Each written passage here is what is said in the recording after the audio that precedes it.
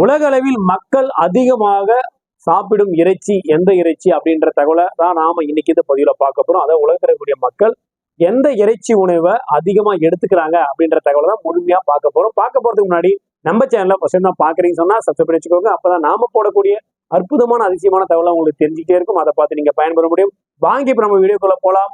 உலகத்துல இருக்கக்கூடிய மக்கள் எந்த இறைச்சியை அதிகமா உணவா எடுத்துக்கிறாங்க அப்படின்ற தகவலை தெரிஞ்சுக்கலாம். நாம வாழக்கூடிய இந்த உலகத்துல பாத்தீங்கன்னா கிட்டத்தட்ட 195க்கும் மேற்பட்ட நாடுகள் இருக்கு. இது இருக்கக்கூடிய நாடுகள்ல அதிகப்படியான மக்கள் பாத்தீங்கன்னா வெஜ்ஜு நான்வெஜ் ரெண்டு உணவும் எடுத்துப்பாங்க. குறிப்பிட்ட கொஞ்சமா இருக்கக்கூடிய மக்கள் தான் பாத்தீங்கன்னா வெஜ் உணவு எடுத்துப்பாங்க. அவங்க வெஜ் மட்டும் தான் சாப்பிடுவாங்க, நான்வெஜ் எடுத்துக்கவே மாட்டாங்க. ஆனா அதிகப்படியான மக்கள் சாப்பிடக்கூடிய உணவுகள் பாத்தீங்கன்னா கண்டிப்பா அது நான்வெஜ்ஜா தான் பார்க்கப்படும். உலக அளவுல பார்க்கும்போது சொல்றாங்க. அப்படி உலக அளவுல பார்க்கும்போது அதிகமா எடுத்துக்கக்கூடிய ஒரு உணவுன்னு பாத்தீங்கன்னா வெண்பன்றி இறைச்சி. இந்த வெண்பன்றி இறைச்சி தான் உலக மக்கள் தொகையில 36% பாத்தீங்கன்னா வெண்பன்றி இறைச்சி உணவு தான் அதிகமா எடுத்துக்கிறாங்க. இதனாலதான் வெண்பன்றி இறைச்சி உணவு முதலாவது இடத்துல இருக்கு. வெண்பன்றி இறைச்சியை தொடர்ந்து இரண்டாவது இருக்கக்கூடிய உணவு பாத்தீங்கன்னா கோழி, அதாவது சிக்கன் தான் பாத்தீங்கன்னா இரண்டாவதா மக்கள் அதிகமா எடுத்துக்கொள்ளக்கூடிய இறைச்சி உணவா பார்க்கப்படுது.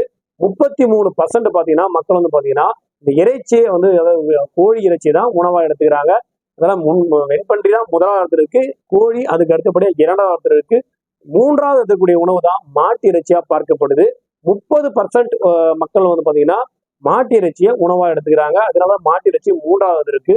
மாட்டு இறைச்சியை தொடர்ந்து நான்காவது இருக்கக்கூடிய உணவு தான் மட்டன், அதாவது ஆட்டு இறைச்சியா பார்க்கப்படுது. இது கொஞ்சம் விலை அதிகமா இருக்கிறதுனால இந்த உணவு பார்த்தீங்கன்னா ரொம்ப குறைவானதாகும். அது மட்டும் இல்லாம இதுல கொலஸ்ட்ரால் அதிகமா இருக்கிறதுனால அதிகப்படியான மக்கள் வந்து இந்த உணவை குறைக்கிற விஷயமா பார்க்கப்படுது. அதனாலதான் உலக மக்கள் தொகையில நான்காவது இடத்துல வந்து பாத்தீங்கன்னா ஆட்டு இறைச்சி உணவு வந்து பார்க்கப்படுது.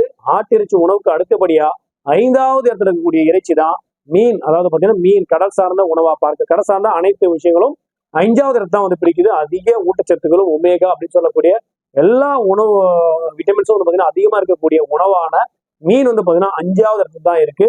முதலாவது இடத்துல உணவு வெண்பன்றி இறைச்சி உணவு, இரண்டாவது இருக்கக்கூடிய உணவு கோழி இறைச்சி உணவு, மூன்றாவது இடத்துல உணவு மாட்டு இறைச்சி உணவு, நான்காவது இடத்துல உணவு ஆட்டு இறைச்சி உணவு.